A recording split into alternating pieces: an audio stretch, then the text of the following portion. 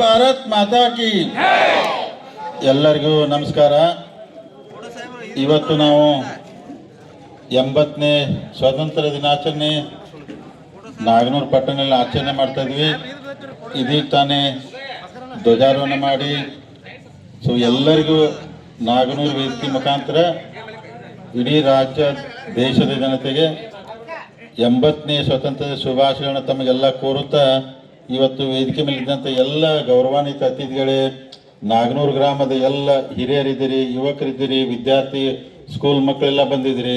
ತಮಗೂ ಎಲ್ಲ ಮತ್ತೊಂದು ಸಲ ಹಾರ್ದಿಕವಾದಂಥ ಸ್ವಾಗತ ಬಯಸಿ, ಇವತ್ತು ನಾವೆಲ್ಲರೂ ಭಾರತ ದೇಶಕ್ಕೆ ಸ್ವತಂತ್ರ ಸಿಕ್ಕಿ 80 ವರ್ಷ ಆಯಿತು. ನಾವು 80ನೇ ಸ್ವಾತಂತ್ರ್ಯ ದಿನಾಚರಣೆ ಆಚರಣೆ ಮಾಡ್ತಂದ್ರೆ ನಮಗೆಲ್ಲ ಗೌರವ ಹೆಮ್ಮೆ ಪಡೆಯುವಂಥ ವಿಚಾರ. ಯಾಕಂದ್ರೆ ಭಾಳ ಜನ ಪುಣ್ಯಾತ್ಮರು ತಮ್ಮ ತ್ಯಾಗ ಬಲಿದಾನ ಮಾಡಿ ಇವತ್ತು ನಮಗೆಲ್ಲ ಭಾರತ ದೇಶನ ಸ್ವತಂತ್ರ ಮಾಡಿಕೊಟ್ಟು ನಮಗೆಲ್ಲ ಈ ದೇಶನ ಸುಭದ್ರವಾಗಿ ನೀವು ನಡೆಸಬೇಕಂತೆಲ್ಲ ಕೊಟ್ಟರು.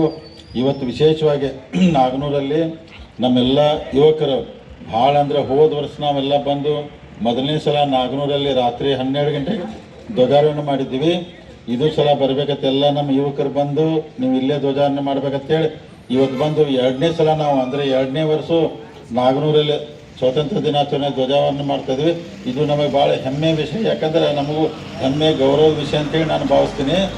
ನಾವೆಲ್ಲರೂ ಇವತ್ತು ನಮ್ಮ ಭಾರತ ದೇಶ ನಾವೆಲ್ಲರೂ ಗಟ್ಟಿ ಯಾಕಂದ್ರೆ ಯಾಕಂದ್ರೆ ನಾವೆಲ್ಲ ಅಂತೀವಿ ಮೊದಲು ದೇಶ ಆಮೇಲೆ ಉಳಿದಿದ್ದೆಲ್ಲ ಅಂತ. ಯಾಕಂದರೆ ದೇಶ ಗಟ್ಟಿಯಾಗಿದ್ರೆ ನಾವೆಲ್ಲ ಗಟ್ಟಿ ಇರ್ತೀವಿ. ಅದಕ್ಕೆ ನಾವೆಲ್ಲರೂ ಇವತ್ತು ನೋಡಿ ಭಾರತ ದೇಶದಲ್ಲಿ ಅನೇಕ ಧರ್ಮ ಜಾತಿ ಪಂಥ ಎಲ್ಲ ಇದ್ದರೂ ಇವತ್ತೆಲ್ಲರೂ ನಾವು ದೇಶದಲ್ಲೆಲ್ಲ 140 ಕೋಟಿ ಜನ ಅಂತರ್ಗತ ಬಾಳಿ ಬದುಕ್ತಾ ಇರ್ಕಂದ್ರೆ ಇದಕ್ಕೆಲ್ಲ ಹಿರಿಯರು ಪುಣ್ಯಾತ್ಮ ದೇವರ ಆಶೀರ್ವಾದ ಅನುಗ್ರಹ ಇರ್ತೈತಿ.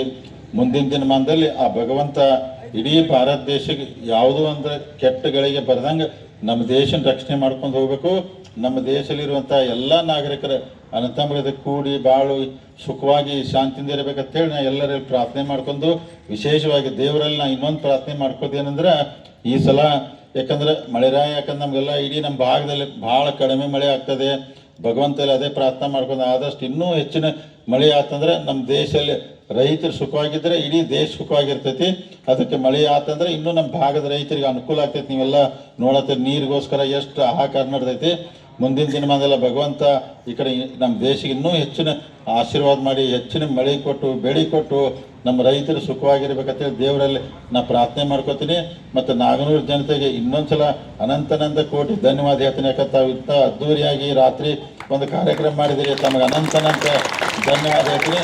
ನಾವೆಲ್ಲರೂ ಭಾರತೀಯರು, ನಾವೆಲ್ಲರೂ ಒಂದೇ ತಾಯಿ ಮಕ್ಕಳಿದ್ದಂಗೆ ನಾವೆಲ್ಲ ಮುಂದಿನ ದಿನಮಾನದಲ್ಲಿ ನಮ್ಮ ದೇಶ ದೊಡ್ಡದು, ದೇಶ ಮುಖ್ಯ ನಮಗಂತೇಳಿ ನಾವೆಲ್ಲರೂ ಇಲ್ಲಿ 140 ಕೋಟಿ ಜನ ಇದ್ದಾರೆ ಕೂಡಿ ಬಾಳಿ ಬದುಕಿ ಇನ್ನೂ ನಮ್ಮ ದೇಶನ ಮುಂದಿನ ಅಂದರೆ ಭಾಳ ಉನ್ನತ ಮಟ್ಟಕ್ಕೆ ನಮ್ಮದು ಭಾರತ ದೇಶ ಸೂಪರ್ ಪವರ್ ಆಗಬೇಕು. ಇನ್ನೂ ಎತ್ತರ ಮಟ್ಟಕ್ಕೆ ಅಮೇರಿಕಾ ಚೈನಾ ಜೊತೆ ನಾವು ಕಾಂಪಿಟೇಷನ್ ಮಾಡಬೇಕು. ನಮ್ಮ ದೇಶ ಆ ಮಟ್ಟಕ್ಕೆ ನಮ್ಮ ದೇಶ ಬೆಳೀಲಿ ಅಂತೇಳಿ ನಾವು ಎಲ್ಲ ಕಡೆ ಪ್ರಾರ್ಥನೆ ಮಾಡ್ಕೊಂಡು ಆ ಭಗವಂತ ನಮ್ಮ ದೇಶದಲ್ಲಿರುವಂಥ ಎಲ್ಲರಿಗೂ ಒಳ್ಳೇದು ಮಾಡೋದು ಪ್ರಾರ್ಥಿಸಿ ಇವತ್ತಿನ ಈ ಸಮಾರಂಭದಲ್ಲಿ ಕರೆದು ನನಗೆ ಗೌರವ ಕೊಟ್ಟು ಧ್ವಜಾರೋಹಣ ಮಾಡೋಕ್ಕೆ ಕೊಟ್ಟದಾಗಿ ಇಡೀ ನಮ್ಮ ನಾಗನೂರದ ಜನತೆಗೆ, ವಿಶೇಷವಾಗಿ ಬಜರಂಗ ದಳದ ನಮ್ಮೆಲ್ಲ ಯುವಕರಿಗೆ ಎಲ್ಲರಿಗೂ ಅನಂತ ಕೋಟಿ ಧನ್ಯವಾದ ಹೇಳುತ್ತಾ ಎಲ್ಲರಿಗೂ ಭಗವಂತ ಒಳ್ಳೇದು ಮಾಡಲಿ. बोलो भारत माता की जय, बोलो भारत माता की जय, बोलो भारत माता की जय. ಎಲ್ಲರಿಗೂ ಧನ್ಯವಾದ.